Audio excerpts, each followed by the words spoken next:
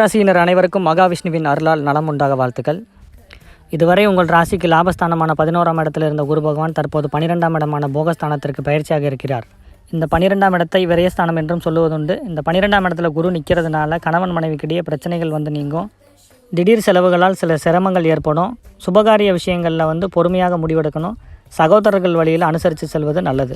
குரு பகவான் 5ஆம் பார்வையாக உங்களுடைய 4ஆம் வீடான சுகஸ்தானத்தை பார்க்கறதுனால புதிய வண்டி வாகனங்களை வாங்கி மகிழ்வீர்கள். சந்தோஷமான செய்திகள் கிடைக்கும். உடல் நலம் சீராகும். குரு பகவான் 7ஆம் பார்வையாக உங்கள் 6ஆம் இடமான சத்ருஸ்தானத்தை பார்க்கறதுனால உங்களுடைய எதிரிகள் யார் என்று நீங்கள் தெரிந்து கொள்வீர்கள். கடன் சார்ந்த விஷயங்களில் கவனத்தோடு இருங்க. உடனிருப்பவர்களின் தனிப்பட்ட விஷயங்களில் தலையிடாமல் இருங்க. குரு பகவான் 9ஆம் பார்வையாக உங்களுடைய 8ஆம் இடமான அஸ்தமஸ்தானத்தை பார்க்கறதுனால சிந்தனைகளில் தடுமாற்றம் இருக்கும். பிடிக்காத சில வேலைகளை சூழ்நிலை காரணமாக செய்ய நேரிடும். இந்த ஆண்டு அடுத்தவங்க விஷயத்தில் தலையிட்டும் அடுத்தவங்க மேலே உரிமை எடுத்துக்கிட்டும் அவமானப்படுறதுக்கு வாய்ப்பு இருக்கிறதுனால கவனமாக இருக்கும்படி கேட்டுக்கிறேன். நன்றி.